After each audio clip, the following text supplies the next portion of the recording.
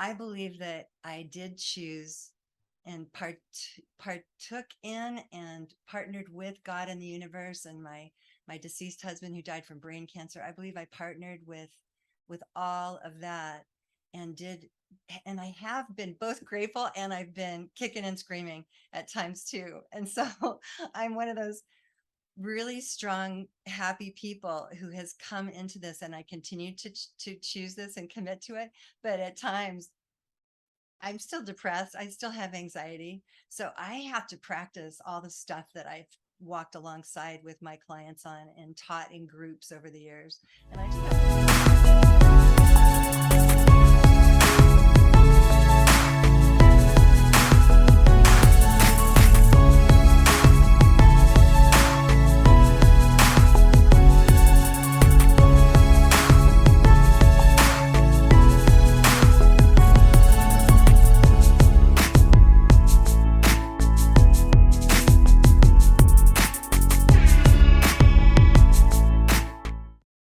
Hey, everybody. I'm Pamela Brinker, and this is your Superior Self. Pamela, thank you for taking the time. Thank you for making yourself vulnerable. Thank you for writing your book, Conscious Bravery. Hmm. Yeah, I have to say one thing though. You have definitely picked an incarnation for yourself.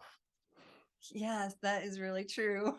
I mean, you came Yeah. here to do some work, girl. And I do believe that we chose our lives, that I chose my sons and my situation where my husband died from brain cancer, and then both my sons developed these huge mental health challenges and addictions, just like I'm sure you believe that you chose your life with your little people and your wife, right? And Mhm. your Yeah, but we don't exploration. see that, right? We hear that. We say, there's a lot of people out there that say we create our realities, um, and folks have a hard time with that. But I've had a recent realization to that point of we do create our realities with every decision, every choice that we make, even the ones we don't make, have ultimately created this reality up to this moment. Like you think about all the yeses you've ever said, like the no's that you've ever said, and the non-decisions. I mean, we're right here right now. Like this is a point in time where you, Pamela, and myself are having a conversation because everything that we've agreed to and did not do up to this point in our lives. Like that's crazy, right? Like hmm Well, it's crazy, but it's crazy wisdom, you know? And you're tapping into one of the things I love to talk about, which is I talk about synchronicity and how we create things. I was on a bike ride a couple weeks ago and I found this on the street, on the street that I take to get on this trail. And it was so amazing because it's indicative, Trey, and all your listeners. I'm holding up a triangular piece of wood for people who don't see the video. And I found this on the ground and I turned around and I said, I have to pick that up because I've been teaching the triad of connection. And so, what you were just saying, we're here together and our listeners are here with us. And it's meant to be. Somehow, we all co created this moment right now. And just like you like to talk about what is our true being, our core self to me is our essence. And I write about that in our book. And so we have our essence that we rely upon and we can go inward to connect with all the time. And then we have one another, each other, because we are not living in isolation. we're we're connected with in this magical thread with every being, not just on this planet, but in this universe. And then thirdly, we're connected to something greater, to God, to the Tao, the universe, nature, source, whatever we want to call it. And when we try to rely on any one of these too much, so my triangle is pointing down with just one tip, then we crash because it's really impossible to rely just upon one aspect of what we're all about. We have to rely on all three to really have a foundation. And so when we rely on all three, then I can kind of flatten the triangle like that. And I have greater grounding and I'm connected with true meaning. And we can get through just about anything that way. You Mhm. So what, like, just going off of that, right? Like the synchronicity part of that story, like what did you like when you saw it? Did you say, "Oh, this is a sign"? Did you just like a wink from the universe, or did you just like analytical mind was like, "Nah, it's just a piece of wood"? Oh no, I immediately just laughed. I immediately went, "Oh my gosh," because I hadn't really thought about the triad of connection that day or the day before. But I turned right around and I thought, "That's so cool. I'm supposed to have this." It's awesome. It was just great. And I stuck it in my jersey pocket and just continued on my ride. And I started reflecting on the triad of connection. It must be something I'm supposed to share with more people. So Mhm, even though I don't talk about this in the book Conscious Bravery, there are parts of it in the book. Like I talk about our essence and I talk about how we are connected with one another and how we are it's so important for us to be in nature, for example, even if people who are listening don't believe in God and they're not sure about the universe. Any week can be made better if we get outside and look at leaves and look at sky and see stars, right? Because helps us remember there's something more than what's happening at this moment, which could be a devastating moment or a shocking moment or a moment filled with fear. And so mhm, we've got to resource. I'm sure you believe this too. We've got to resource more from more than just within us, or we'll become depleted. mm. What do you think, right, when you look at the stars and you have these, what Maslow called these peak experiences, right? You look at the moon, the guy from NASA who came back from, he was coming back from his space mission. I can't remember his name. I think he was the founder of Ions. He had that peak experience coming back to Earth. What is it that, like, all of a sudden now we're connected? And this is a big question, and I'm just curiosity is killing me right now because it's like, what is it that connects us with that essence? What is it about our essence that connects us with the universe? Like feeling that oneness or feeling this vastness of like connection. Beautiful question. And I believe the answer may be slightly different for everyone. But for me, the answer is we're always connected. And so, really, when I'm tapping into it in the present moment, when I'm tapping into the universe and I'm focusing upon that, then I'm just remembering what's already true. That Mhm. I believe we kind of have been here from before birth, and we have this essence that was alive and awake before birth, and that essence is never changing throughout our lives. It's the deepest core part of ourselves, and then we have it with us, Trey, until death and beyond. And that essence is part of this beautiful connection with the quantum, with this ever expanding universe. And it's part of what connects me with you and your listeners. Anyone who's listening, we are connected. And maybe you feel that as you're listening to this wonderful conversation we're having. And if you do feel it, saturate yourself in it, because that's part of what helps us become resilient. And as we know, life is pretty hard.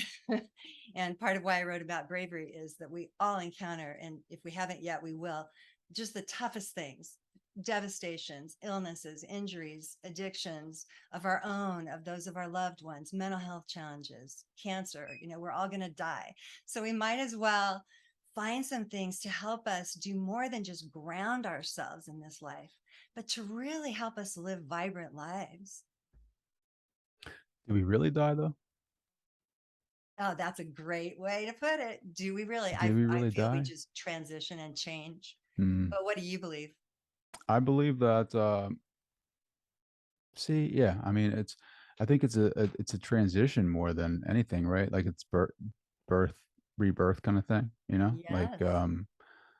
just like I don't know, it's just a transference of energy, really. Sure. If I really just quiet myself and like listen to that inward essence, it's like it's not death, it's Mhm. just transfer of energy, and it is experiencing something, remembering who we truly are, really. Mm, You love know, that. yeah. Remembering. Yes. And there's so much research about that. So many people who've had experiences.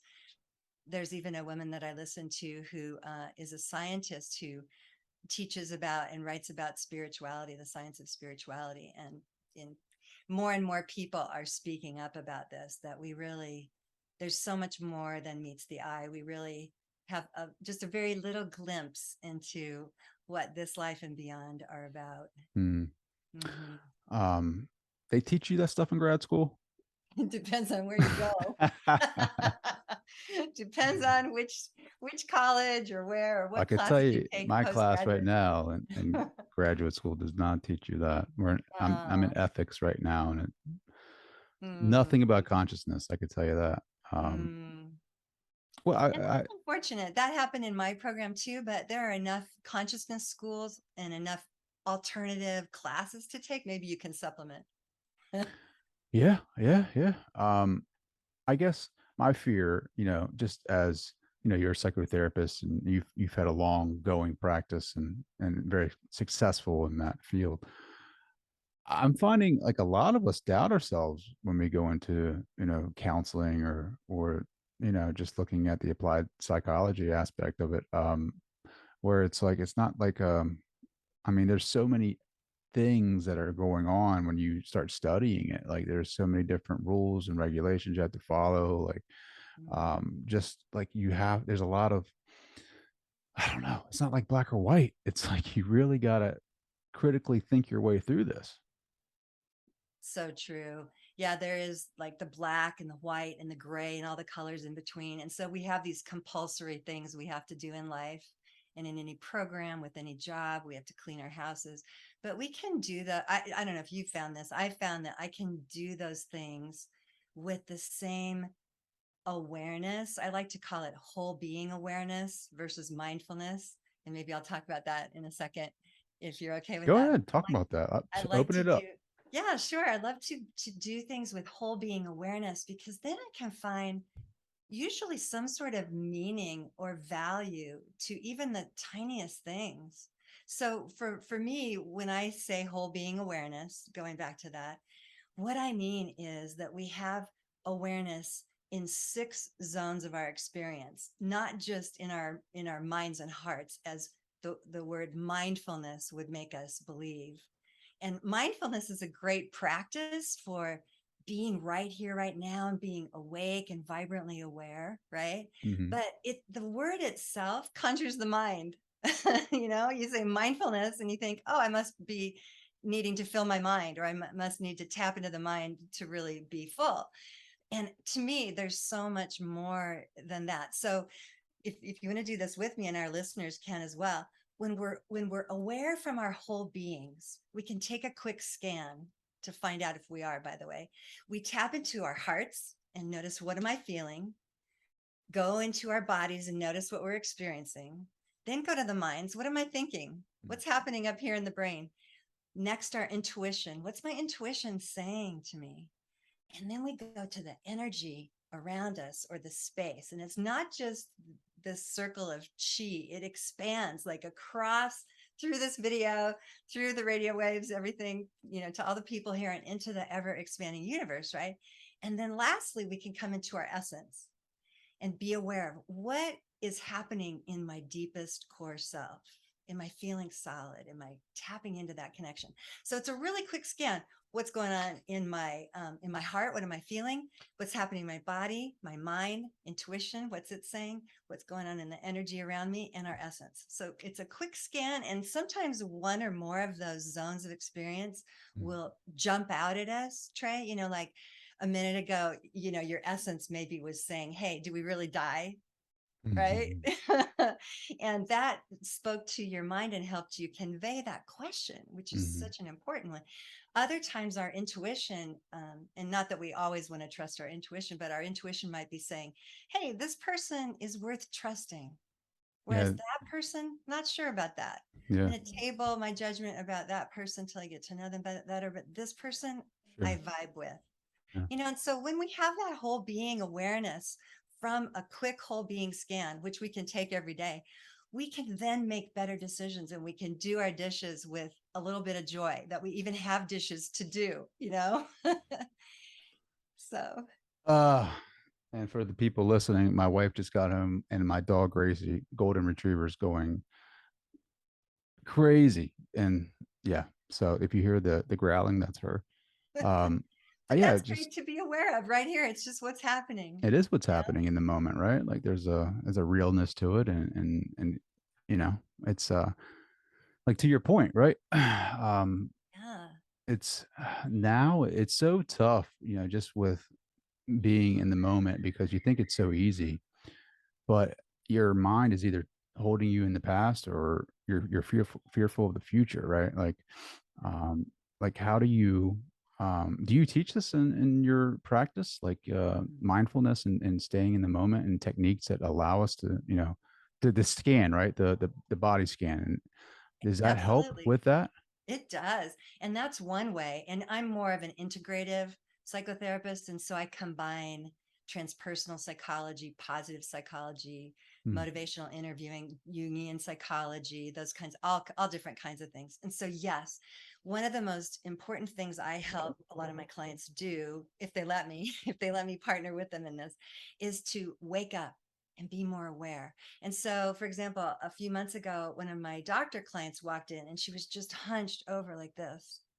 mm, And she said, "Hi, Pamela." And I said, "Wait a minute, before we even get started, notice what your body's doing." And she goes, "Oh, yeah." And I said, "What do you feel? Are you carrying something?" And then she just burst into tears. And this was a client who had not cried in my office yet in wow. 5 months. But just being aware of her body and how she was just compressed, her heart was compressed. She was able to get to her pain, and then we could hold space for her pain. And then by the end, we were laughing, and she was, get this, Trey, and audience, she was, you can see me sitting up straighter than now. She was sitting up straighter like this by the end of the session without even being aware of it. And I noticed that with her. I said, "Do you notice what's going on now?" And she just smiled because her shoulders were back and her heart was open. And so, yeah, I try to ask people whatever they want to talk about and walk alongside them in their pain and help them learn to be with the discomfort and the overwhelm, because that's what we tend to avoid, right? Yeah. We turn to our own substances or compulsions or fixations and stuff to try to manage our discomfort sometimes. But really, when we can learn that we can contain it, we can hold our discomfort, then we can move through life with greater flow. And whatever happens, we can pause and kind of say, as I do, huh, now there's this. Okay, look, this has arrived. And instead of fighting it and pitching a fit and trying to make it change immediately, I can say, wow, this has arrived. Huh, Mm, this is the part of my process where I need to just pause and stay with this for a moment and look at what is, so that I'm not stuck, as you were saying, in the past, wishing for something I can't have anymore, or fixating upon the future that hasn't come, and that future may not even come. The future we want, as I talk about with my clients, we get to by being present this moment. And now I'm more present this moment because I was the last moment. And now I'm more awake and aware in this moment because I've been more present the last few moments. mm, And so we cultivate this awakeness that way. And that's how we cultivate conscious bravery too, I believe. sure. Yeah, that awareness of, like, I've created this reality just by every decision has really, you know, brought this awareness of, like, how important our decisions are in the moment, like how we need to facilitate more consciousness in the moment when we're making our decisions in life, right?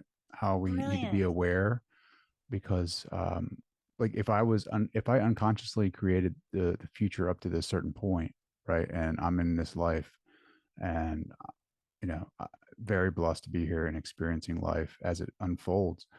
um, Imagine what you can do when you're consciously making decisions, right? Like, and what you can create and where you can go in your life, like, I feel like there's so many opportunities for success and however you define that. I think there's so much more opportunities in, like, going and taking your life and being what you really truly want to be, whether that's a career change, a relationship change, or spirituality change. It gives you, it empowers you more so when you come to this realization of how important, or how significant your decisions truly are. I am with you all the way. I love a lot of the words you used. Realization. That's, do you believe that that's an aspect of being conscious? Hmm. Mm-hmm. Absolutely, but again, it's like, is it a realization or is it a remembrance? It's like, Yeah. as you progress through this journey of life and through my spirituality, it seems like things, I'm fed information, right? Like, Mm-hmm. that I was not ready for. Maybe 10 years ago, 5 years ago, I would have balked at a lot of this philosophy and a lot of this information that flows to me now, where now I find myself ready and willing and eager to learn more. And it's just, and then as I, progress and as I process the information that I find, from within, it's kind of like, yeah, like, yeah, it's like a light is slowly turning on. Love that. Love the light slowly turning on for you and for so many people, because when we are conscious, to me, consciousness is not some esoteric concept. It's an actual state of being alive and awake and vibrant. Mm, And we can tap into it at any given moment. In other words, we're born with the seeds of consciousness. We're born with the seeds of bravery and of love. We just have to cultivate them and remember to come into this moment. And consciousness is right here available at any time. We don't have to develop a relationship with ourselves to have it. In fact, we don't even need to develop a relationship with ourselves, I don't believe, because we already are ourselves. We just need to go inside and connect with who we are. And thereby we can connect with that awake, alive consciousness that you're talking about. And then we are guided. And I mhm. know for my own self, for my own sake, I've been able to flow more easily with all the hardships and adversities that mostly my sons have incurred, because I have a trust in this, what we're calling consciousness, in this process of becoming more awake. Mm. It's funny is that when you were talking about the lady who came into your office with the slumped shoulders and she felt like she was carrying something, like I too, just had some energy work done and some things happen in my life, unfold, manifest, where I was given some advice from a person about, I don't live like, you know, I don't live from that heart space. I'm very analytical. So like I lean with my head, and so that disrupts a lot of my connection with people because like when I first walk into a conversation or a relationship, it's like first off like I'm analyzing, every move and like what is this point of view or what is her point of view? Is there something going on behind the scenes? Like blah blah blah. Instead of like fully stepping in with my heart and just trusting that Mhm. instinct and like the intuition that you talked about. And like I'm really that's been a great remembrance for me that I need to Mm, lean into that a little bit more and just trust that source of knowing that is inside of us. But again, right? Like no one teaches you mm, how to go within. Like you mm, hear that all the time. I read it. Like, your mhm, book has some excerpts in here about, truly going into that essence, go within, know thyself. And it's mhm. like, how do you do that really? Like, Yes. Well, it's beautiful you're bringing all this up, because how do we do it? We start with the feeling we want to experience. That's the most motivating force I've ever seen in people that I work with. I don't know about you, but when we know we want to feel better, we want to feel vibrant, and we want to feel healthy, then that's a motivating factor. And so then we can remember, okay, yeah, I want to remember to connect with me and connect with others and connect with what's greater, so that I can stay awake and aware. And so in my book, Conscious Bravery, at the end of every chapter is a bravery key for the listeners. And at the end of the chapter on your essence, spend time with who you really are. I write, discover and manifest who you are. In other words, we are our essence. We're not our roles. You're not just a man. You're not just a father. You're not just an entrepreneur or a podcast host. You are, Trey, your essence. And mm-hmm, same with all of you beautiful listeners. You are this being. I think it was Kurt Vonnegut and maybe Wayne Dyer too that said, "You're not a human doing, you're a human being." And so to tap into our beingness means we've got to be diligent about practicing, connecting. And so that chapter is all about connecting with our essence so that we can truly know ourselves. But the bravery key at the end of the chapter, I wrote this: rely on your essence and you'll know who you are. Your being will emerge and bravery will manifest over time. wow, that's beautiful. um Thank you. you have a lot of great points, a lot of great concepts and a truly amazing story in your book, Conscious Bravery. Hmm. Thank I you. don't even know how, like, as a therapist, you were able to get through some of those moments in your life, right? Mhm. Because they're just so like you read the story and you're like, is this even true? Like, how has this even happened to one person, really? You know, Mhm. like for this to unfold, and even like to think, like, going back to my point of we create our own realities, right? To Mhm. that you written this book, Conscious Bravery, about your road, and Mhm. even the concept of I've created this for myself. You look back on your road. Is there any? I mean, you can explain your story a little bit here now, but is there any gratitude looking back at that and saying, like, this helped me develop who I am today? I mean, even though there's so many ups and downs in it. I Mm. mean, do you look back at all and just say, I'm grateful for what happened to me because this is who I am? Or is it more or less like, man, this has been a war against self. Like, I've been climbing through the trenches. Like, I've made myself who I am today. Oh my gosh, it's a beautiful and ugly combination of both. Mm, I believe that I did choose and partook in and partnered with God and the universe and my deceased husband who died from brain cancer. I believe I partnered with all of that and did, and I have been both grateful and I've been kicking and screaming at times too. And so I'm one of those really strong, happy people who has come into this, and I continue to choose this and commit to it. But at times I'm still depressed. I still have anxiety. So I have to practice all the stuff that I've walked alongside with my clients on and taught in groups over the years. And I just have to keep repracticing it. And I am very grateful. That's a great question, Trey. I'm grateful to my publisher who, when I first presented this book, he said, his name's Dominic Damaski, and he said, you know, I think this book would be a little bit better if you told some stories. People really like to hear your personal story. Why don't you write one of your personal stories and send it to me and let's see what you got. And so I wrote the story that's the first story in the book where I talk about my youngest son and how he'd been expelled from high school and I worried about him living. He'd run away from home, and I won't tell the story because I hope readers and listeners will go get the book on Audible or read it, get it on Amazon on paperback or a Kindle.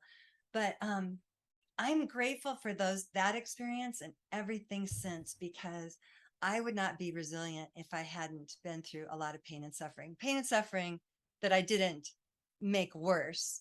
Like everybody's given hard things in this life, and I don't think I've had tougher things than anyone else.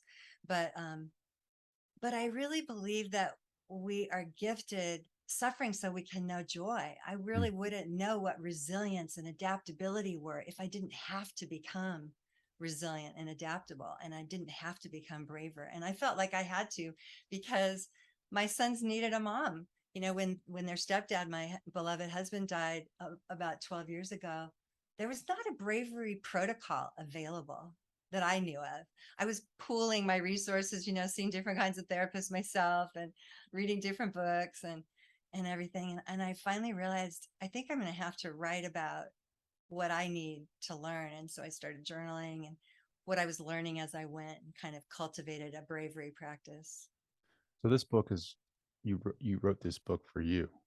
Um, That's a great question. I wrote it for me initially, but it was really all over the place. But when I finally put it together this last year with the help of my publisher and my editor, it was really because I wanted what wasn't available for me to be available to others. So for you listeners, if you're caring for a parent that has Alzheimer's, if you have lost your job, if you've been displaced, if you have an at risk situation, children who are struggling with physical or mental health challenges, this book is for you because there really is one source where you can learn who you are and how to do your own self-care and how to unfold with greater bravery. Or how important is it for therapists to have their own self-care routine, right? Or processes? It's essential.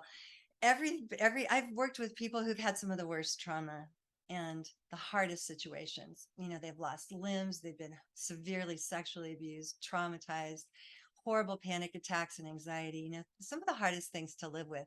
A lot of widows were sent to me and referred to me by colleagues because I was a widow. And so I've worked with people who've had tremendous loss. And when they leave my office, I often, you might have seen me before we got on the call, I do kind of a shake it off thing because I want to shake off the previous moment and Mm, just be ready for this brand new moment. mm, And I find that I have to do that and really get grounded and solid. I'll often get barefooted on the ground and reach one arm down to the ground. I call this practice earth and sky. So that's the earth part. And I reach the other arm up to the sky toward the universe, God, source. And then I cross my hands through heart center and I switch sides, one, the opposite arm straight up to the sky, the universe to God, and the other arm reaching down, and I ground down. And then I end with my hands in my heart space. So I call this earth and sky, but it's a form of like a yogic tadasana almost. mhm, But it really helps me not just when my clients come or go, but Trey, it helps me with everything in mm. life, How are any. your boys doing now? Hmm, they're doing pretty well this moment. But it was touch and go a week ago when my one of my sons had altered, he was in an altered state. I don't like to use the word psychosis, but some people call it that. He was in an altered state and had disappeared from his home. And I I asked my husband to drive up to Denver with me to look around for him because he has been accidentally homeless before and had severe challenges, gotten injured and so forth. And so we went up, looked around. I asked a couple places, a couple people had seen him. And so at least I knew he was alive. And then a couple days later, he ended up in jail because of a misdemeanor charge because he's on probation and he had used a substance and it wasn't okay on his probation to use a substance. So he ended up in jail. But anyway, now he's in treatment. And so I'm hoping that he can really uncover some of what the the roots of his troubles are because I really want him to live a vibrant life and he's going to need some different answers this time. Mm, And the youngest is doing really well. He's working and he's becoming a sober recovery coach and that's awesome. yeah, thank you. That is awesome. Thank you for asking. That's kind. Sure. Um, But I never know, and so I don't attach to anything because things have been kind of like this before. We could call it good, but I don't really like to label it because it's just what is. I mm, want to hope for this and I want to continue to be a part of manifesting this ongoingly. But the times I've done that, I can get in their way because then I can put pressure on them and I can be too assertive. And I want to be tender and kind and receptive and just they're young men, see what they choose for themselves and just partner with them, walk alongside them, supporting them. well, as a parent, right, and hearing that story, and Mm, you've had a long journey where this you've done the work. I feel like mm, even though my kids are young, right, like I experience things in my body like mm, fear, maybe, or stress or an anxiety, and you're talking about a non-attached state, right? um mm, what does that look like for a parent, right? Like, even if it's like, for me it's um just let's say for today, right? Like, I'm dropping my youngest off at daycare, and it's like it's very overwhelming for her because she has this attachment to me, and she's my baby girl, and it's like I feel some kind of way about leaving her there, and she's looking at mm, me, and I'm feeling this energy in my body, and it's like, like I just want to grab her. I'll go sit in the corner all day. I don't care. Like, mhm. I'll take a PTO day or something, but you can feel it in Oh, your body, though. Like, you feel yeah. it in your body.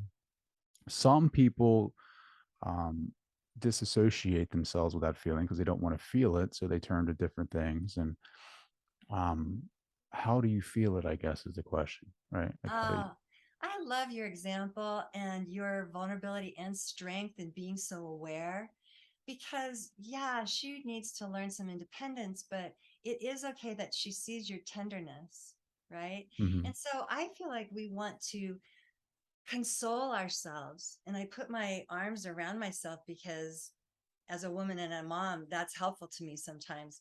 But guys aren't really maybe as comfortable doing that. So I always keep a dish of stones in my office for anyone to hold on to a smooth stone. And maybe, when you're feeling that kind of fear or that tenderness or that pulling away, and it's in her best interest for you to go about your day and for her to learn how to be independent, maybe you kind of put a little distance there and say, hey, this is the part of my process that's where I'd like to stay, but I know that I want her to become resilient and independent.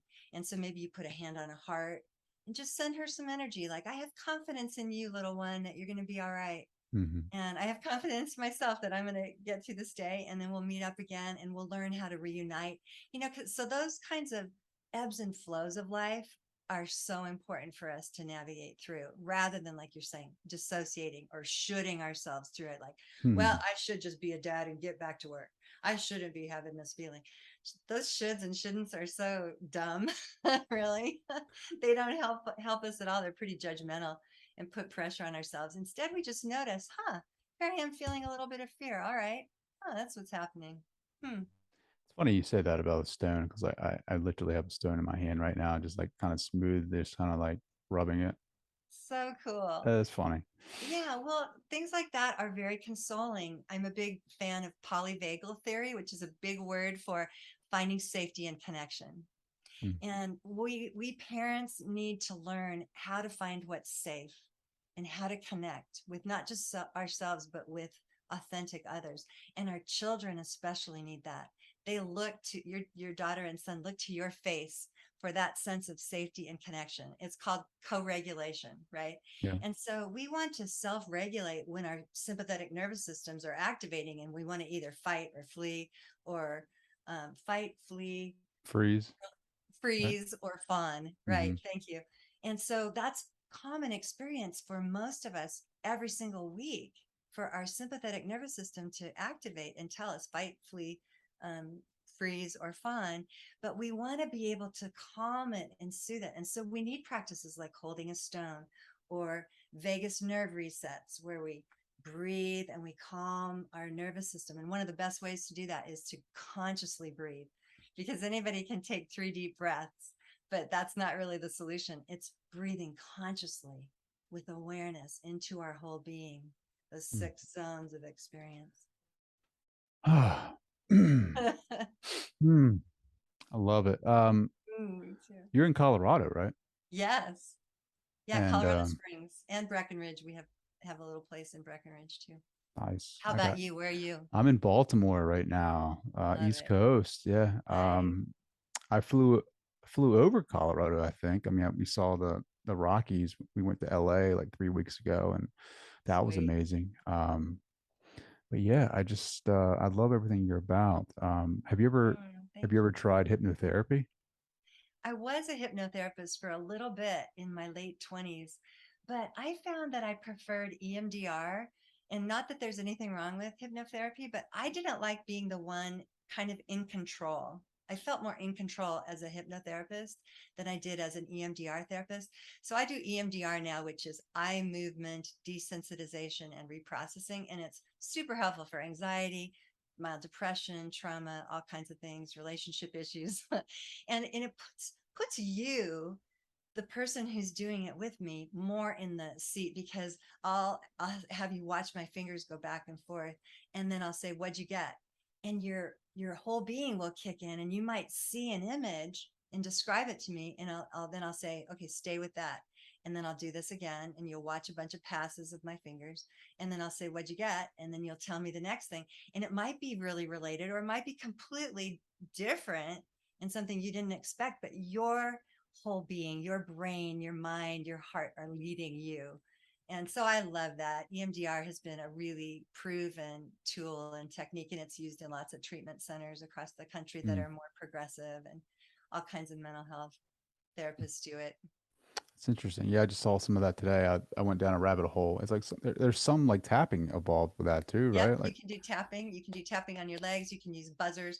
Different people use different aspects to do EMDR. I prefer just following my fingers, but some people have like a light device in their office so that it just depends on. what It's did you, kind of as it's far kind of as, tiring going like this over and sure, over. sure. What, when you were doing hypnotherapy, like, what were you helping patients or clients with?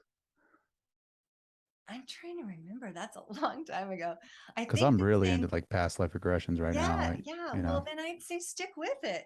That's probably really important for you. And there's a component of there are so many different kinds of therapies. Everybody's going to find what works for them. hmm, And so if you love it, there's probably a reason why you're drawn to it. sure. And you need to know what's happened in your past life. Have you ever heard of QHHT with I have Dolores not. Cannon? Have you ever heard of Uh-uh. Dolores Cannon? Tell us. She is a pioneer. She's the one that created QHHT, which is a modality for hypnotherapy, and this is past life regression. And I think you'll love her, right? Because she's like a little old church lady who um, she's just like, I don't know. When I think about the Great Generation, World War II and all that, like I think like I see her as one of the wives to those men, right? Like Mm, her husband was in the military, Navy, or I think maybe. Don't quote me on that, but like he started this modality with back in the day in the services with helping people stop smoking or lose weight, right? And then they tapped into something deeper, into the what she calls the subconscious, which she had no other name for it because she had no conventional training in psychology, so she just called it the subconscious. But it's that higher self. It's like it's the part of us that knows everything, right? And like she has written some pretty amazing books on her adventures and um, the higher intelligences and just philosophy on life and why we're here and uh, her her modality QHHT like has really sparked an interest for me because it's like if if we can tap it because there's also like some healing involved in that, right? So oh, people have had absolutely. some people have had I'm talking about like physical healing where they're going in underneath and in this trance state and their higher self is speaking to them through them about their lives and why they're here. And then some people with like I don't know that like serious diseases or being healed from within, from themselves. Like she will say, I'm not doing this for this person. Like it is coming from the higher self. And she just facilitates that transaction. And I'm like, man, if we can tap into that and that's the inner being and we can heal ourselves, like what else can we do? Like, Mm. I don't know. I'm not trying Oh, to I get too love it. woo-hoo on you. No, no, I love it. I believe in it. I just don't have enough time to research everything. But I do network spinal analysis, which is probably pretty similar. If anyone listening has heard of that, it's a form of chiropractic that involves energy work, whereby through epigenetics, we can change what was happening, change the path of our bodies and do healing. And I also do a lot of dream work and have been trained in dream work for years and years. And I've seen lots of people get answers through what your friend Colleen is calling the subconscious, but through maybe our unconscious self as it delivers messages to us through the language of riddles in our dreams. And so we Mm, can decode our dreams and get amazing information every morning if we write down our dreams. So I would encourage our listeners to take what you're saying, explore if you're interested in hypnotherapy and all the different types that are available, or dream work, or EMDR, or network spinal analysis. There's so many modalities and in states of consciousness too. Like I've just begun reading a little bit about Wim Hof and mm. Wim Hof breathing techniques. Yeah. uh-huh, and just his whole experience with being drawn to swim in really cold water after his wife, who was diagnosed with schizophrenia, took her own life and jumped Hmm. off a His building. story, his story is very, Oh, it's very unique as well. yes. And so those kinds of things are available to us to explore and experience so that we can shock our systems from what is comfortable into the flow of change so we can face the unknown, right, more Mhm. easily and embrace change more easily. I love that. Yeah. Hmm. Um, Epigenetics, right? Like that's Bruce Lipton's work where the nucleus is not the brain, right, of the cell. It's the cellular walls, right, or something like that. Like, I've not heard that definition, but I'm not saying you're wrong. For me, what I know about epigenetics is that we can impact our DNA. We are not necessarily stuck. If our DNA says that our coding is going to go one way, our environment and our yeah, that's right. relationship Yeah. with our Hmm. environment can actually impact our results. So I ended up going to this network spinal guy because I've been a competitive athlete my whole life and I've raced a lot and I've hit my head a lot and had a bunch of head injuries. And so a couple of years ago when I hit my head when I was skate skiing and slipped on some really thin, really, really fast ice and just wham, my head went down. Ended up going to the doctor and he said, okay, you cannot hit your head again in your life. I want you to do whatever it takes, do yoga, do more meditation, get chiropractic, whatever you want. And I had watched a couple of my clients get a lot better from all kinds of physical symptoms they'd had by going to this now friend of mine, dear friend of mine, Tad, who's a network spinal analysis chiropractor. And it's been amazing Mm. how much more flexibility I have. I was having numbness from my shoulder down to my wrist, and that's gone. And So what do they do? I mean, oh, it's pretty. Talk about woo woo. He does not pull on anything. Well, not much. Maybe he'll pull on my feet, but he might put two fingers like at the top of my spine, maybe here, or your spine, a person's spine. He'll kind of do an assessment of where your spine is initially, and then he'll basically keep tapping into places, asking you maybe to lift your right shoulder and breathe and feel the support of the earth or connect with the quantum and then maybe hold it. So he'll have you readjust yourself sort of while mhm. he's sending energy to that place. Mm.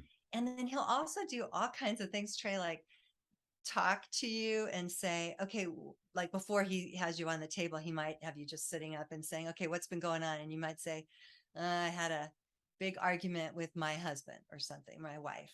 And so he might say, okay, so where'd you feel that in your body? So helping people like those of us who have trouble getting into our hearts, where'd you feel that in your body? It kind of circumvents the mind and the heart. And you go, oh my gosh, I felt this tightness in my throat. And then he might say, well, what was that like? And I might say, oh, I just felt like crying. And he'll say, yes. Okay, allow that. Make it bigger. And then you lie down on the table and you allow that pain and you make it bigger because if we just stuff it, it just stays in our bodies and makes us sick. But Mhm. if we make it bigger and let it flow and move, then our spines readjust and they become more flexible and we become more flexible. And then we're like, okay, well, that fight really taught me a lot. I think I'll approach my partner differently this next time. Yeah, I think chiropractors are, I love their modality, right? I love their Uh-huh. techniques. I think it's great. I think they're woohoo and I love it. Uh-huh. I could talk to you all night. Pamela, Yes. so quick this hour. How can people connect with you? How can they buy the book? Mm, I would love for any of you to find me on my website. It's pamelabrinker.com. And on my website, I've got lots of tools and graphics that might help you that you can print out. They're free. And I have a bunch of blogs I've written on resilience and self awakening, self discovery, transformation, bravery, all of that. And then if you want to buy my book, I would just be so delighted. It's called Conscious Bravery, and it's the subtitle is Caring for Someone with Addiction, but it's not really for just that. It's really tools and practices for any of us who need to become more brave and strong. And it's on Amazon.com. And I narrated it on Audible and it's a Kindle and you can get it on paperback too. Fabulous. Pamela, thank Thank you you. for taking the time. Oh, it's a delight to talk with you, Trey. You are just an amazing being. And so I can just tell the people listening, there's a really neat group here. And I'm just sending energy and love to all of you and really deep gratitude.